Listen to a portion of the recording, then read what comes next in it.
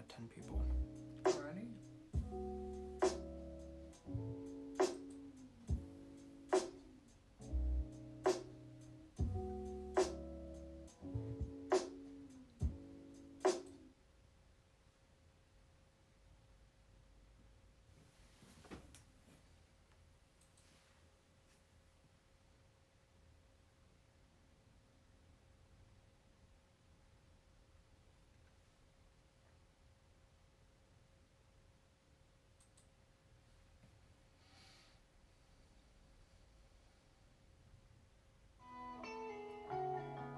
Hi, this is Bob with CarCovers.com.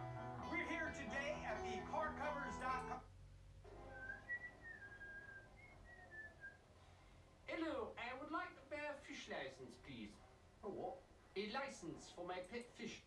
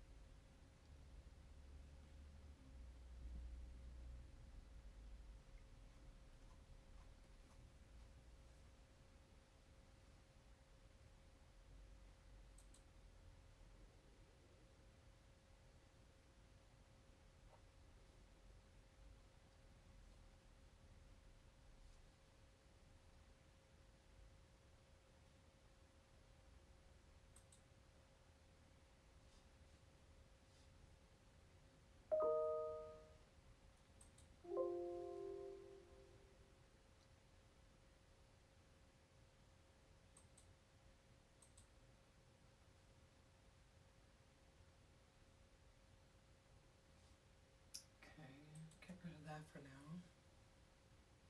Oh, we still have a few minutes before everybody should be here, and I need to take attendance, so I'm just gonna turn on some music for a couple of minutes, and I will be back in a couple of minutes, and we'll get started with attendance and getting things rolling for the week. So, hope everybody's doing good.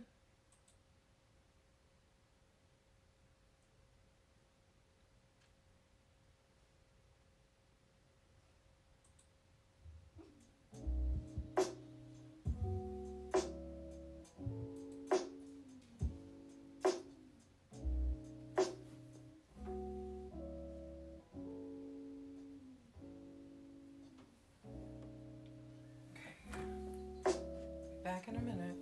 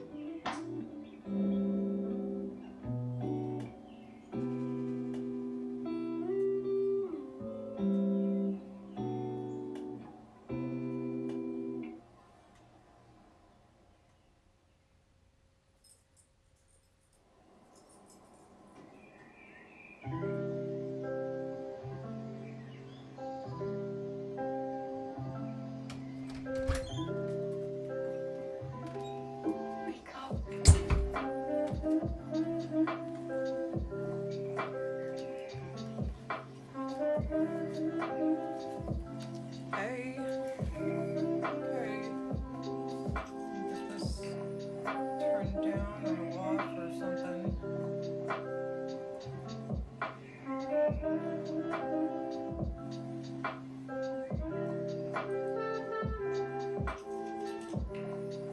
Sorry, my computer does not want to respond. I guess we're just gonna have to listen to hip-hop music for the rest of class.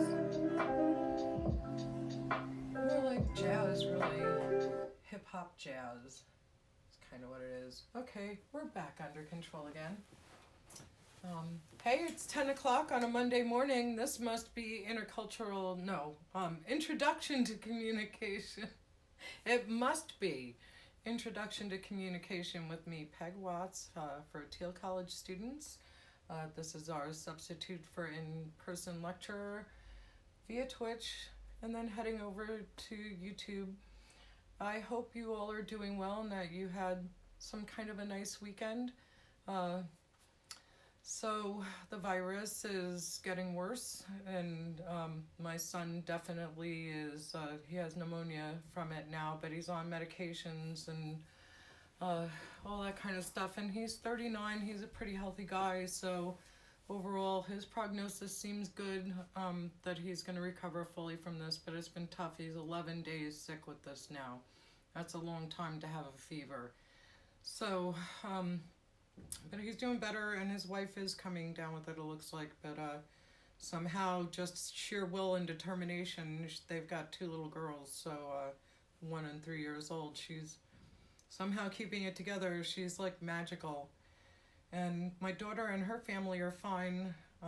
Everybody there is okay, thank God, but my sister Christine lives in a group home out on eastern Long Island, and she's got cerebral palsy. She's in a wheelchair. She's a quadriplegic who's had birth trauma when she was born 55 years ago, and the coronavirus is in her group home. Her roommate has it, so it doesn't bode well.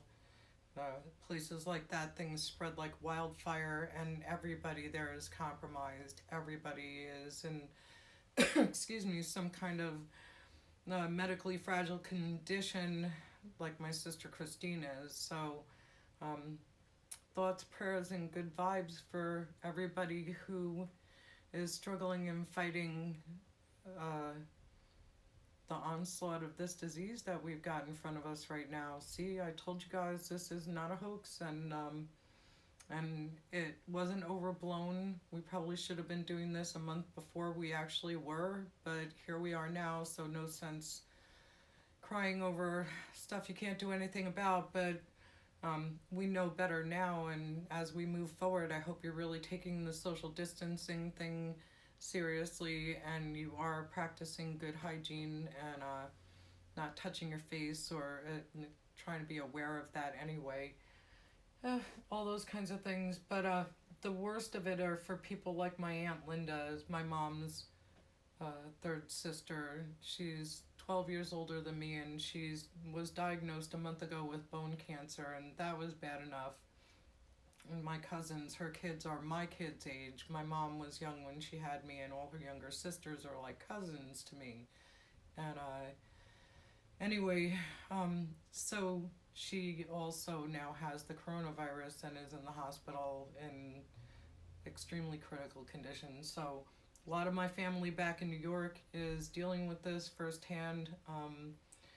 And I hope that wherever you are, you're not dealing with this firsthand. I hope you're just inconvenienced and annoyed by the fact that you can't hang out with your friends and you can't go the places that you want to go, and you can't be in class physically. You can't be involved in all the activities you were before.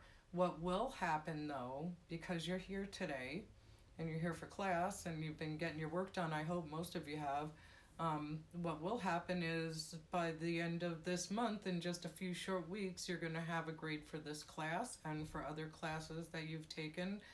And it won't be a total loss and a complete waste for you. Something will have been accomplished. And so while so many other people are not able to accomplish anything at all right now except hunkering down and staying home and trying to get through this as best they can, like my son's family, you're accomplishing things. You're having the opportunity to finish your coursework and either get your degree and graduate, and we'll have your ceremony as soon as we can, or at least pass this part of your academic career and move to the next level. So it's not a total waste. Anyway, hope everybody's doing good. I want to go ahead and take attendance, and I'm going to try to do it a little bit more high-tech this time. See how that works out for me, because, you know, high-tech and I just work out really well all the time. So I'm going to go ahead and have attendance opened. I'm going to open it for today. And there we have it right here. And I will go ahead and select everybody here and just mark the people absent who John does not read out their name right now. So, gonna go ahead and ask you guys to post hello with your names so I could take attendance starting now. Hello. Destiny. Hi, Destiny. Christian. Hi, Christian. Ashton. Hello, Ashton. Mariel. Hi, Mariel. How are you doing? Jameen. Hello, Jameen. Malik. Hi, Malik. How's it going? Olivia. Hi, Olivia. Alex. Hey, Alex. Garrett. Garrett. Hey, Garrett. Alyssa. Alyssa. Nick S. Hello, Nick. How's it going? I liked your playlist for Live 365. Good job. You're caught up on 2 shows now. Way to go. We'll talk about that tomorrow. Bria. Bria. Hey, Bria. Jordan. Jordan? Yes. Jordan? Did we gain a Jordan in our class, or is this one of those fun friends who like to bounce in and pretend maybe they're forced to take a class online like you guys are? Hi, Jordan. What's your last name?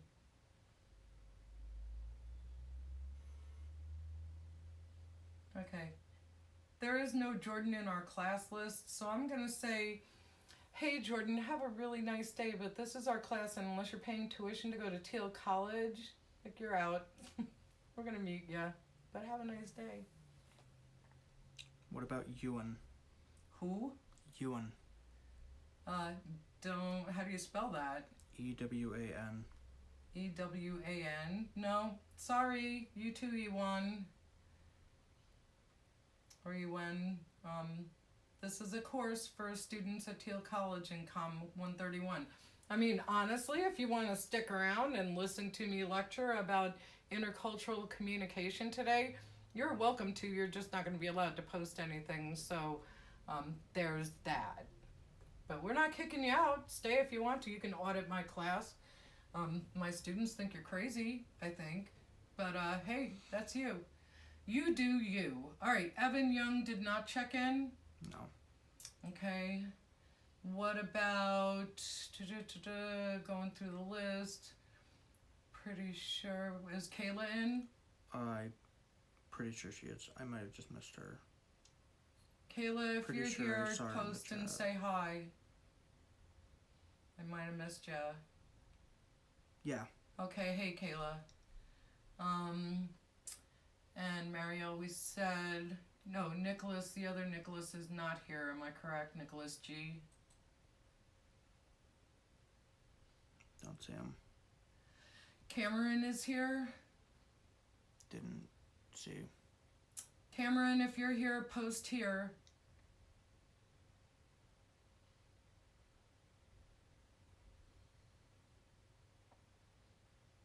Okay.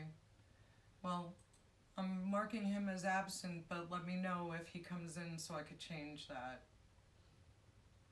to late. Alright. Saving attendance for now, but the good news is you can go back and change these things later on, so that's what I'll do if I have to. John, you want to take the notepad and... I dropped my pen. I don't know where it went either. Where's Reggie? He's got to do his job. He's such a lazy bum right now, just not doing any work at all, taking over my bed, mine and Jim's bed, and eating a lot, but no, Reggie has not been working at all. He's been a slacker. And on the other hand, he's an old man, so... Chima's here. Chima, hey Chima. Alright, everybody else accounted for the moment?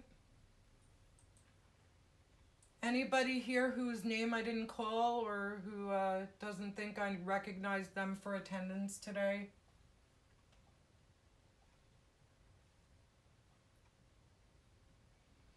Well, that's good news then. I'm taking that as a positive sign, and we're going to have a good week and get some more work done. And like I said, while the rest of the world's on hold, they're not able to operate their businesses or go to work, or, you know, you're not able to do the things that you'd like to do aside from schoolwork. You can do this. You can do this. You can do this. And in the end of a few short weeks from now, you're going to have proof that you did something during the coronavirus pandemic. You're going to have proof that it wasn't just a total waste of your time and your life. So let me just take a quick look at my notes. And but again, you know, being inconvenienced right now is a small price to pay when you know that the hospital systems in most major cities are being overwhelmed, and so many people, like the people in my family that I told you guys about, are sick and their lives are in jeopardy. So hang in there, it'll be okay. And in the meantime, let's just do our thing and get some stuff done. So let's talk about some of the stuff I want to go over for this week. Past due assignments is one thing, and then I want to check Moodle. I can do both those things by going on Moodle right now, so that's where we're headed. Noticed that the forum assignment for last week was not well participated in. Bureaucracy in Everyday Life is the name of that forum. It's still open. You can still post to it. I don't know why people might have had trouble replying to posts, because I reset all, or I made sure when I put this form together that those things were not clicked to keep you from being able to reply or past a certain date. I didn't put those parameters in, so this says video unavailable too.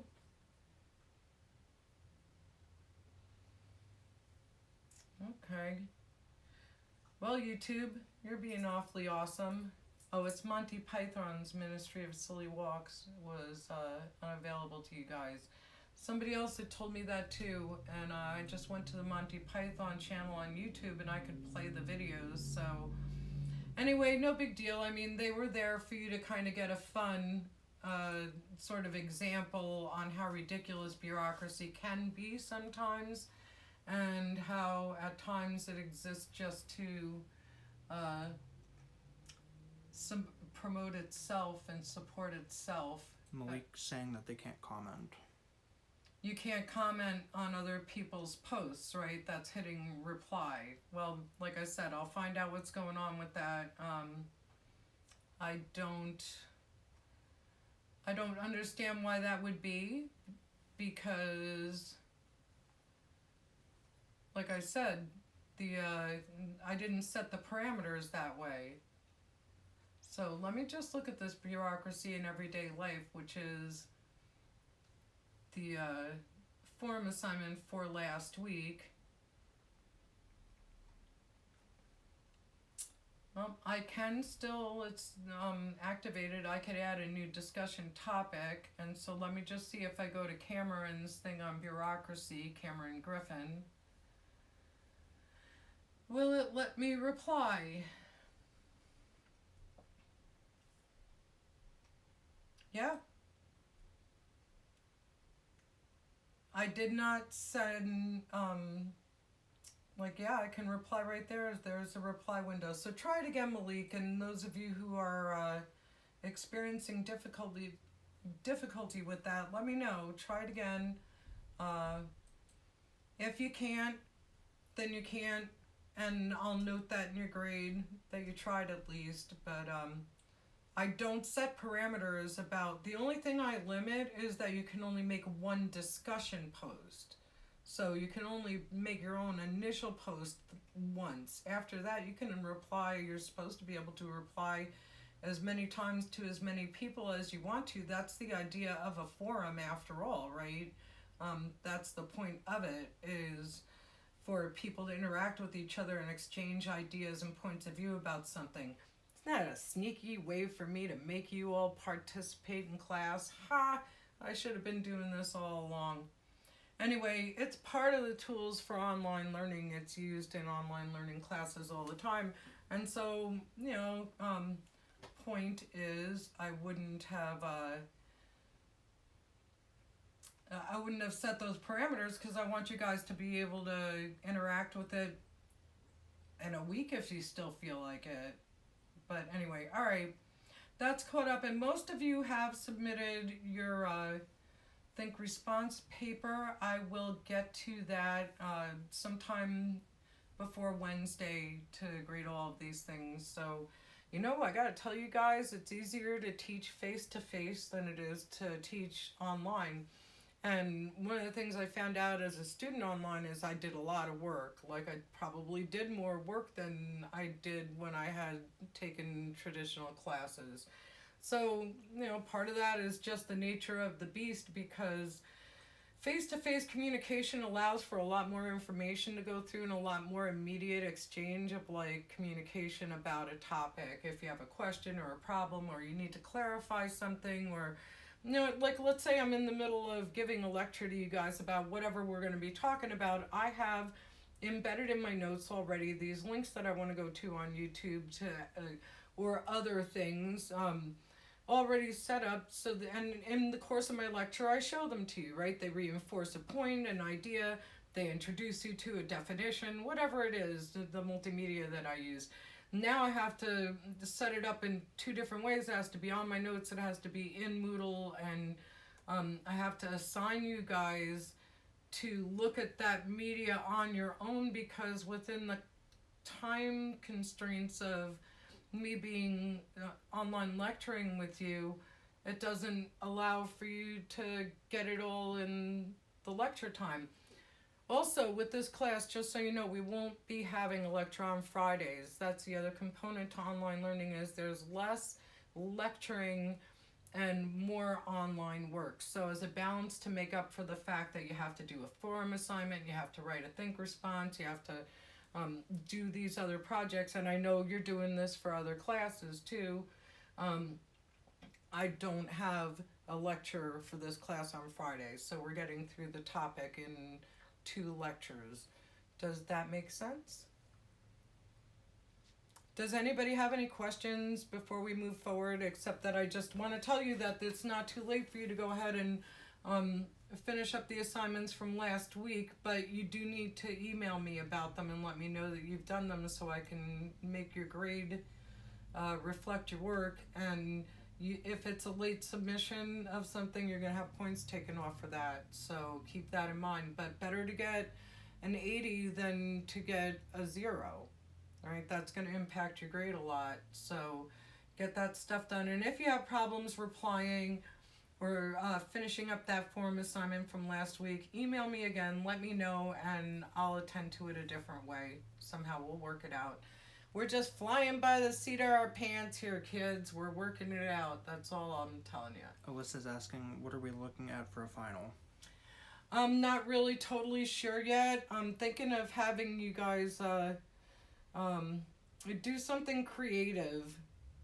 Not so much academic writing or test taking, but I'm pretty sure I'm not going to do any more group work with you guys. I'm thinking of different ways of accomplishing that, and with some people's internet, like it's one thing to sort of do that remotely when you're all on campus and you have access to IT. If things go down and you can't fulfill your obligation, then at this point, if this were a course set up initially for online teaching, it would have different requirements of its students too to be able to participate.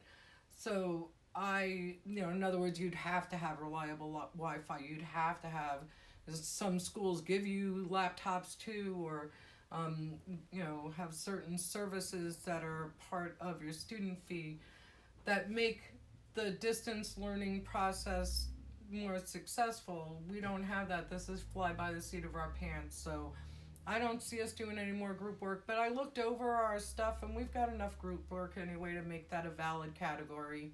I think we're okay. So I'm thinking for our final, I'm going to have you guys do something that's a little bit fun and creative, and I've got a couple ideas in mind, but I'll let you know before Easter. Does that sound fair?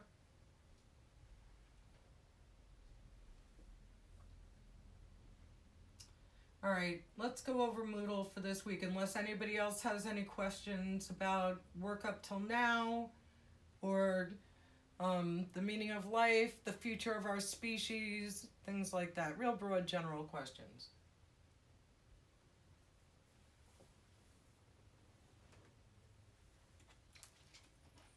Okay.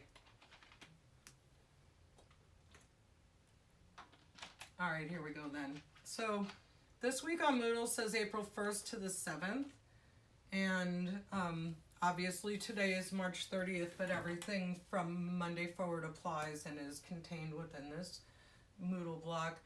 I have chat office hours today from 11:30 to 12:30 here on Moodle. So if you really want to talk some more about how to catch up or problems that you're having, or you just want to say hi, I will have that chat window open from 11:30 to 12:30, and happy to see and talk to you. Those are my own online office hours. So again, half an hour after this class ends, I'll be on Moodle with the chat open and ready to talk to you guys about whatever you need.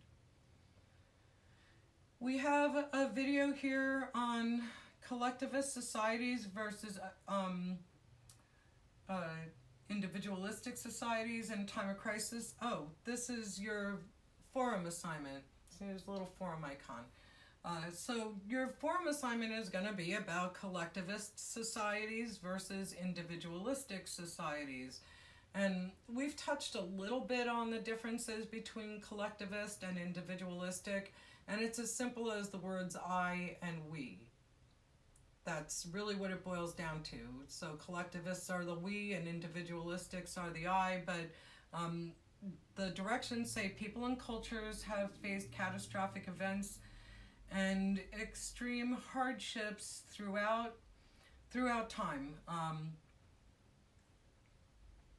War, disease, political upheavals, all the fun stuff, famine, natural disasters, and other events have affected and caused societies to either pull together and thrive, or to break apart and, no longer exist. You see breaking apart in things like refugee situations. So when people are fleeing a homeland and their culture and society is completely breaking down. So from what you've observed, or what you've learned about the collectivist and individualistic cultures, which we're going to be talking about, and I've got material here for you to tap into so you could learn more about it, which would you rather live in right now during the coronavirus pandemic, and why? So it's basically asking you, after you've learned about the differences between individualistic and collectivist cultures, which one do you think you'd rather live in during something like this, like the coronavirus pandemic? What would be, so it says, be sure to explain the aspects of each that caused you to choose one over the other. So, you know, you'd want to say, well, if you're in an individualistic society, it's better because it has this, and this features that would help us get through a time like this more, you know, as a country better. Or you could say, well, if we were more collectivist, because collectivists do this, and this thing, it would help us to get through a time like this better. So there is the video, though, Cultural Dimensions, Me or We. And that's the video you need to watch before you go ahead and answer that form question right there. So watch the video first and then post your discussion for the forum assignment, and wait a little while and come back and do your 2 replies, because it's going to take other people time to post their discussion posts to begin with. Post. Yeah. Okay.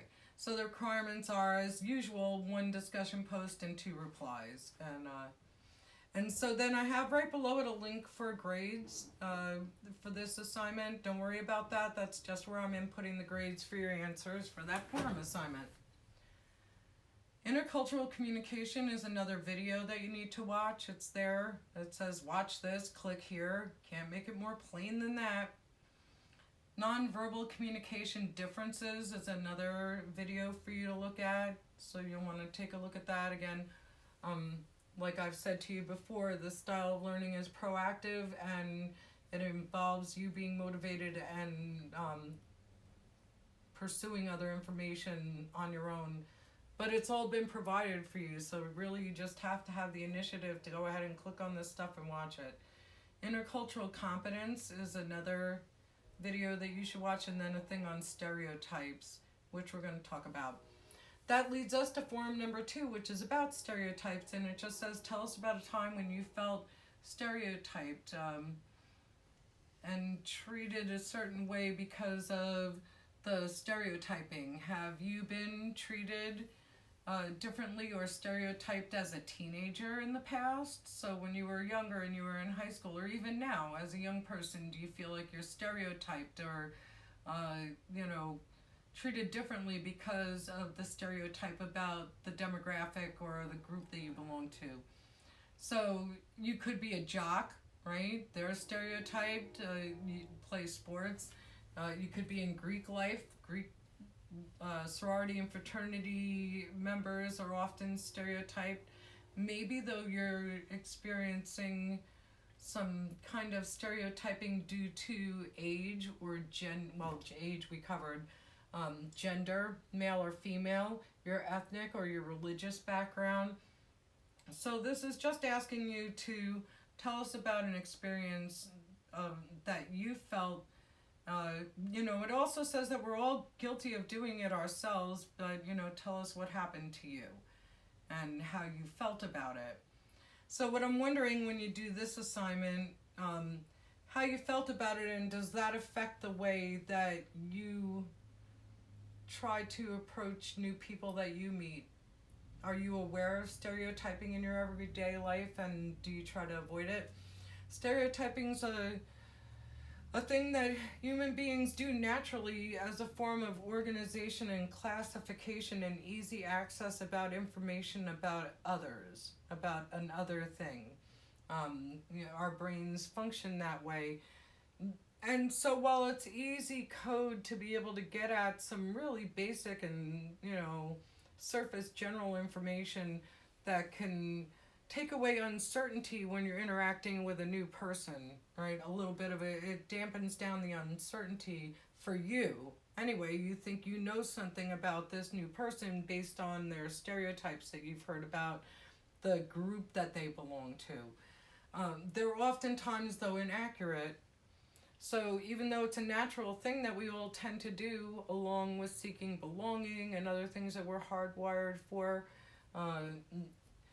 that doesn't mean that we should rely on it and that we should make judgments off of it. I mean, going to the bathroom is a natural thing to do too, and we regulate how and where we do that.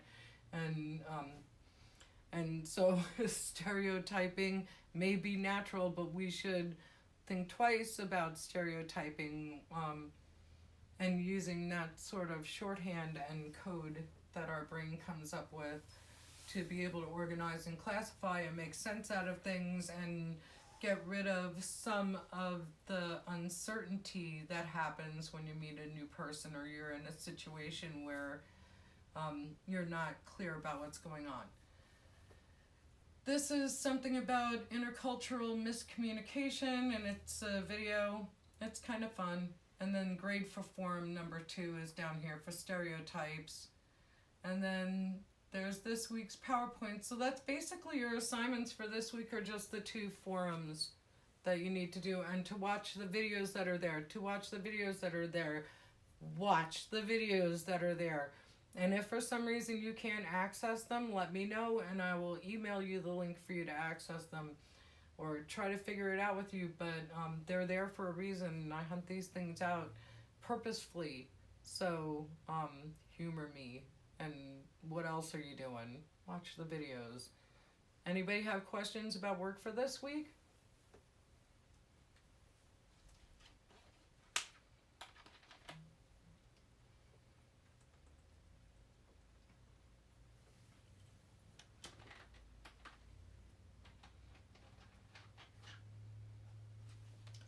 Okay, I'm guessing you're all clear then. So these have due dates.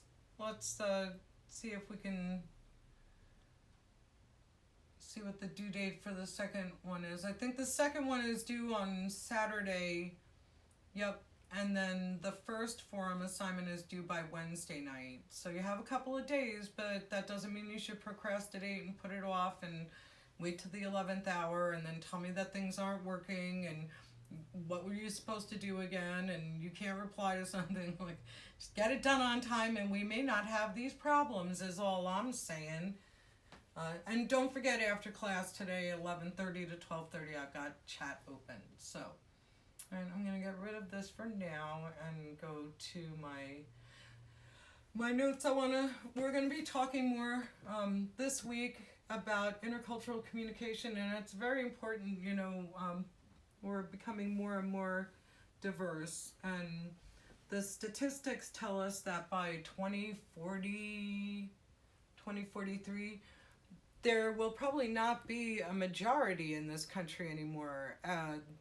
There'll be equal amounts of people of color and non-whites and whites. And I know that that upsets some people, and it doesn't upset me. I don't feel like the team I'm on needs to be bigger than any other team in this country because we're all on the same team. So it doesn't really matter to me if there are more black people in this country than white. It doesn't matter to me if there are more Asian people or Spanish speakers. I don't care, personally. I don't care. I think that there are other things to worry about. Obviously, in this day and time, coronavirus doesn't care if you're black or white. So I don't feel like that really should even be something that a pluralistic society like ours even thinks about. Who's gonna still be in the majority? Who's in the majority ought to be who has the sentiment of the majority of the people of this country, and that's, you know, should not be based on your race or your religion or anything like that. So, intercultural communication is something that we deal with all the time, to greater and lesser degrees, whether you realize it or not, because when we talk about intercultural communication, we could be talking about the difference between generation gaps and communicating. We could be talking about you're both American, but one is African American and the other is from a small town in Iowa that has hardly ever seen black people except on television, or even just from an Italian household, right? A really traditional Italian household that, you know, is loud or boisterous, does things a certain way. so those intercultural communication issues can land even when you're in your own country, and especially in a diverse country like ours, where we have so many subcultures that sometimes rely on ethnicity to exist. So, you've heard things about going to an Irish funeral, for instance, how they're more upbeat and positive and try to make it a happier time than other types of funerals that you go to. If you come from a family that, treats funerals differently, like a Jewish family, where people sit Shiva next to the body for 2 days and all the mirrors in the house are covered up, and other kinds of traditions, they just have a different approach to the death. They're not having a party. It's a mournful, sad time.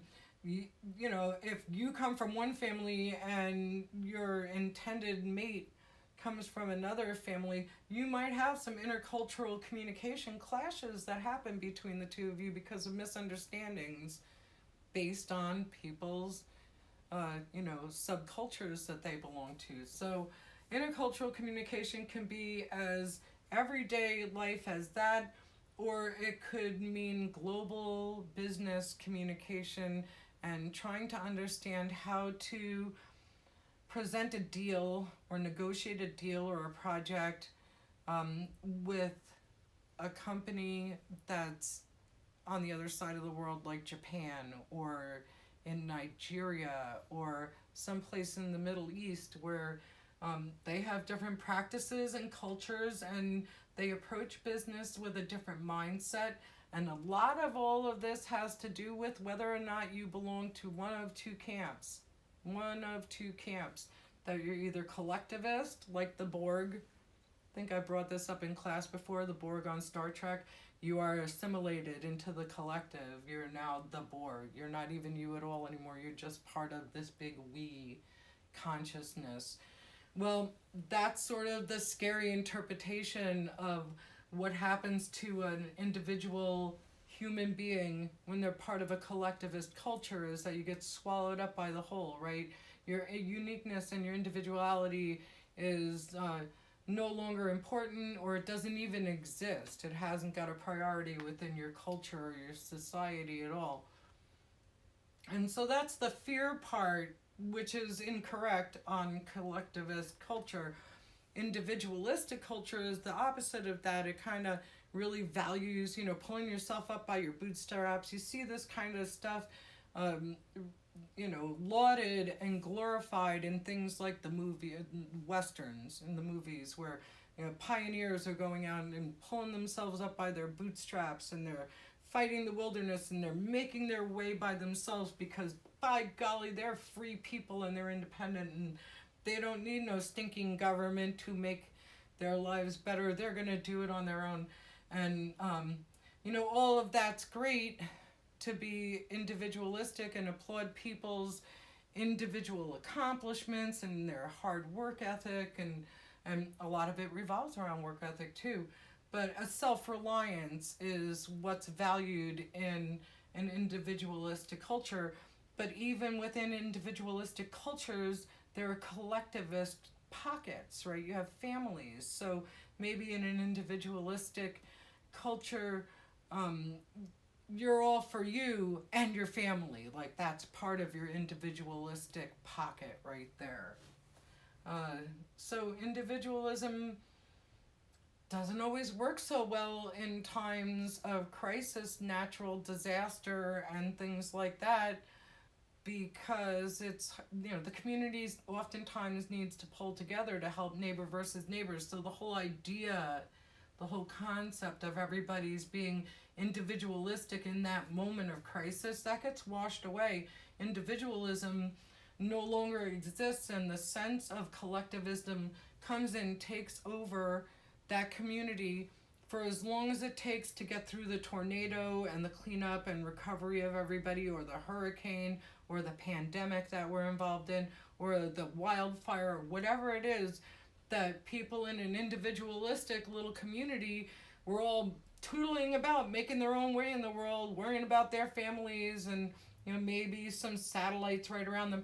now this big thing happens and the idea of individualism no longer is relevant. It doesn't work in a society. That's why I put that sneaky forum question up there about which would you rather be in, because now you have to think about what the pluses are too. You have more freedom of choice and sense of individual accomplishment and individuality, uniqueness in the universe when you come from an individualistic culture. Individual needs are recognized as being important. Individual feelings are recognized as being valid and just as important as how the whole entire group feels. And in collectivist culture, the needs, wants, and has to haves of the group supersedes whatever individual need there is. Like, it's more about what the group as a whole is surviving as, how the group as a whole is dealing with things. So good stuff and bad stuff to have an individualistic culture as opposed to a collectivist culture. Hold on, I've got really dry mouth today and I've got to talk, so obviously I have to talk. Obviously, so give me a sec. I am totally not a YouTube diva. I don't love this stuff at all. I think I've said that enough, but I just have to reiterate it because I don't love it. So, successful in intercultural communication begins with these basic understandings. So it applies to understanding intercultural communication means understanding that intercultural communication applies to both global activities and business and the workplace and travel, being a tourist, commerce and stuff like that, all the way over to personal relationships. You have a roommate that's Jewish, you're Christian, you have a different background. She comes from a big city, you come from a rural community. Different perspectives, different ethics, things like that. In a rural community, you're a little more collectivist. In an urban community, not so much. In an urban community, you are a little more individualistic. People are a little more segregated, even though they're piled together in a closer space. And I'm not answering the phone, so that just will happen. You know, real life, like I said, this is reality TV here. The cats could come running through chasing each other. Dogs could knock over the tripod. John could sneeze. Anything could happen. Anything could happen. Stay tuned. Anyway, so you need to know, you need to understand that it applies to global and interpersonal relationships. You also have to have an understanding that everything is subjective. Everything is relative to your own cultural lens that you see things through. Everything that you do is based on that subjective lens that you see the world through, the culture that you were raised in, and even the little micro subcultures of your family. Affects the way that you see the world and you interact with the world and how you see yourself too. And the last thing that you really need to know before we move forward and learn more about the discipline as a whole is there is no right or wrong way to do something. There's just different, right?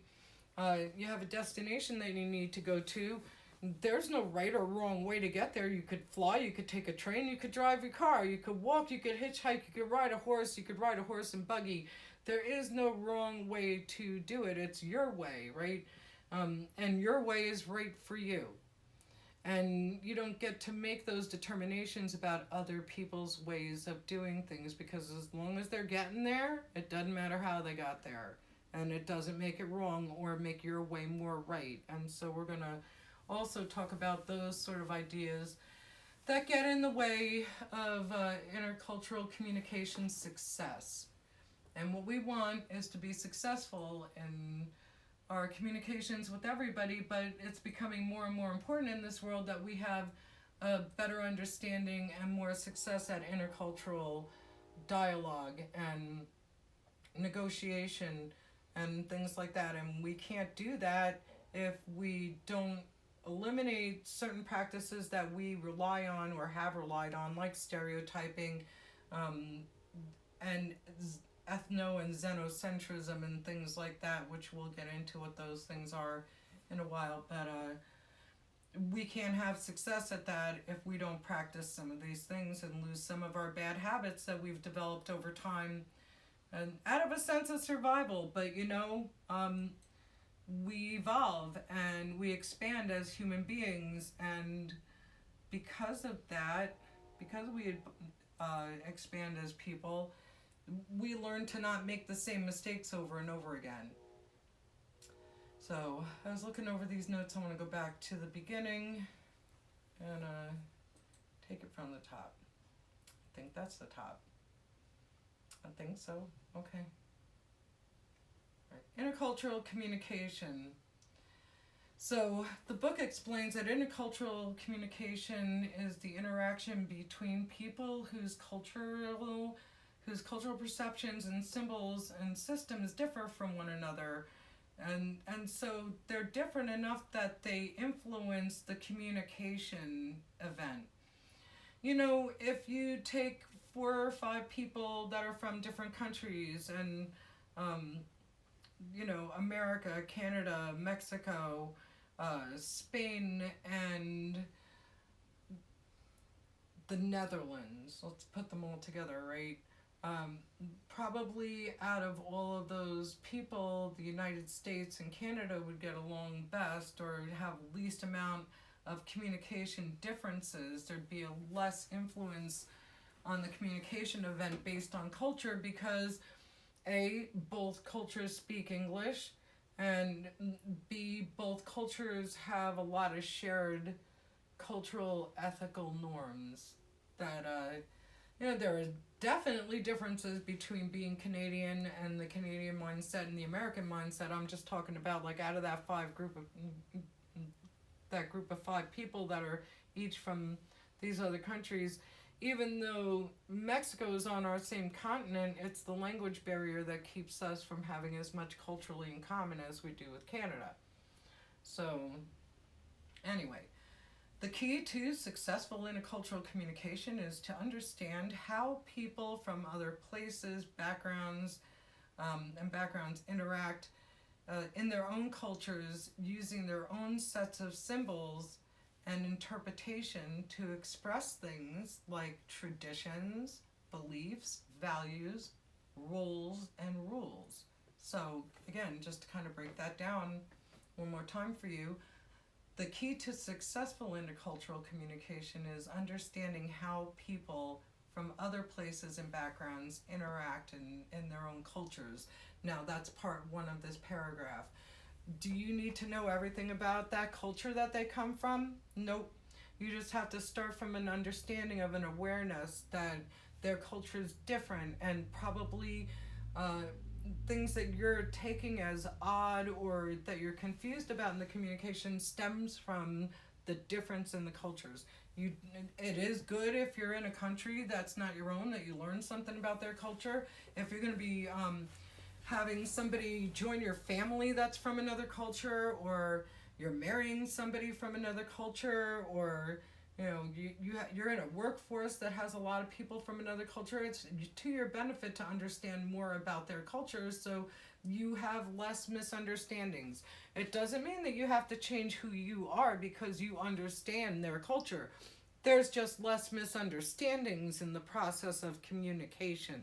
Nobody's saying that because you start to understand the culture of American Jewish life and how people kind of have a cynical attitude sometimes about things, and other cultural ramifications or things that express themselves about being Jewish American. Just because you understand that doesn't mean you have to give up Christmas. That doesn't mean that you have to think that their culture is the right culture or the wrong culture. It also doesn't mean that you get to think that your culture is the right culture over theirs. That's the difference, right? Nobody's saying anybody should give anything up except for misunderstanding. That's what should be given up. And that and giving that up comes from an understanding that we're different, that sometimes the differences we have are unique to us as individuals, and sometimes they just come flat out from a place of how you were raised and how you were socialized and how it's different from how somebody else was raised and socialized.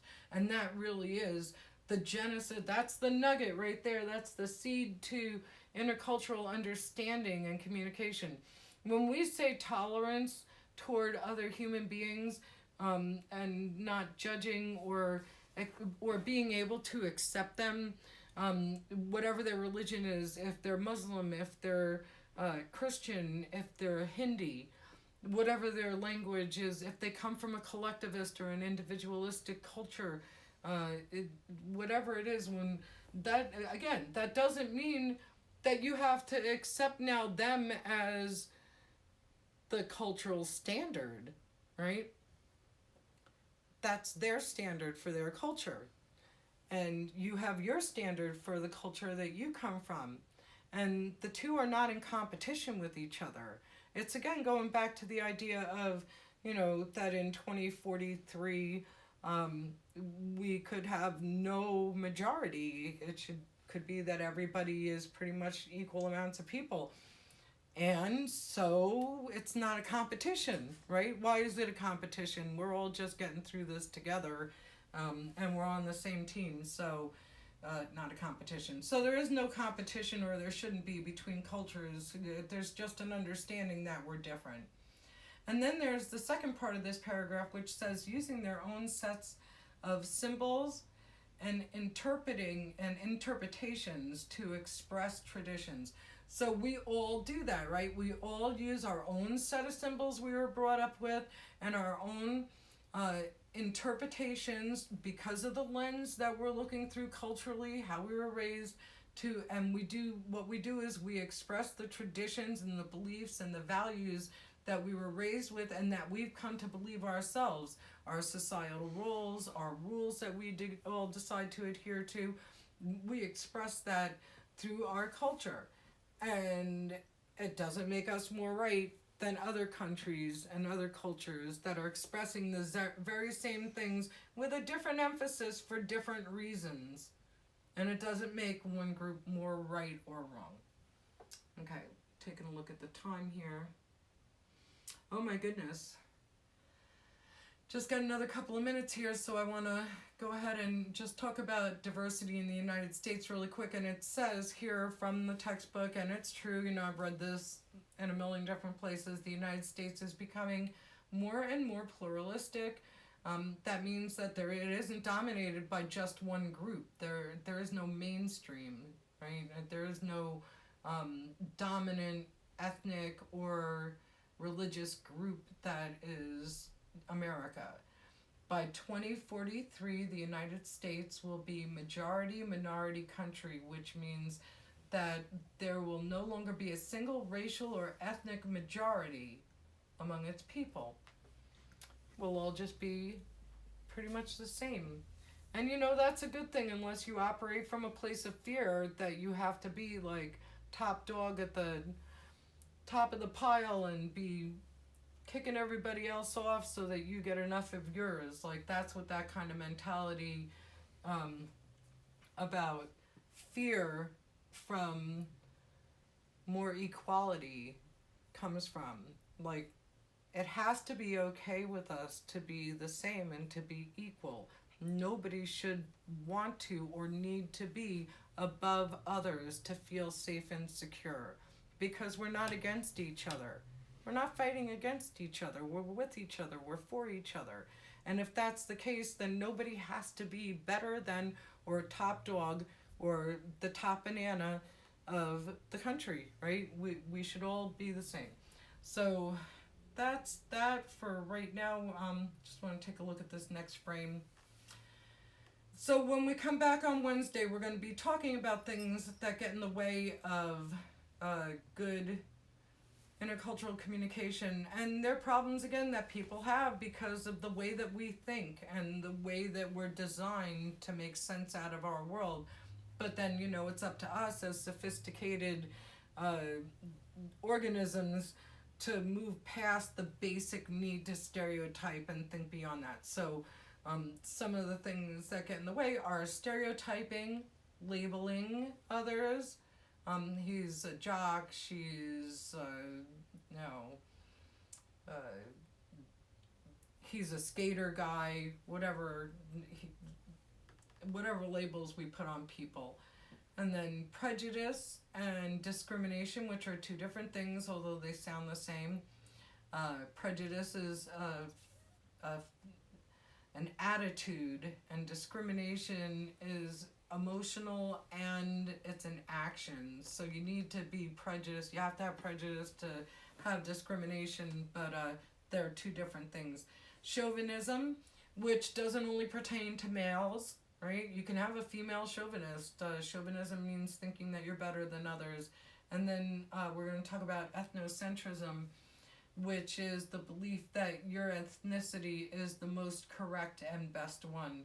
Xenocentrism is a further component of that, and that's the belief that your culture and your society, the way that it does things, is the very best and only right way to do things. And all that ever does is lead to disasters. Again, like I said, you're going on vacation, right?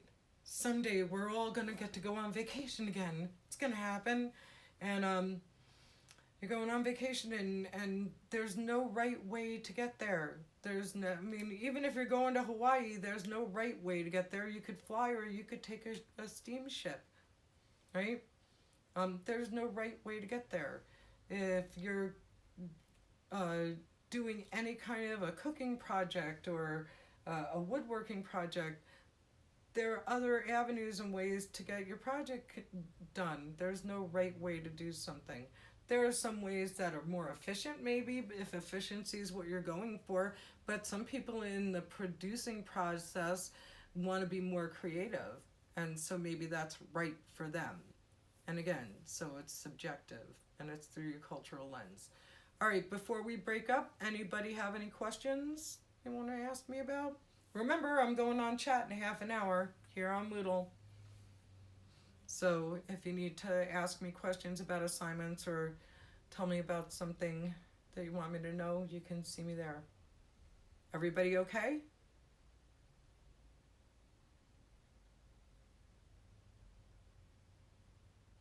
Okay, class dismissed. I will see you on Wednesday morning. Have a good rest of your day. Get your work done.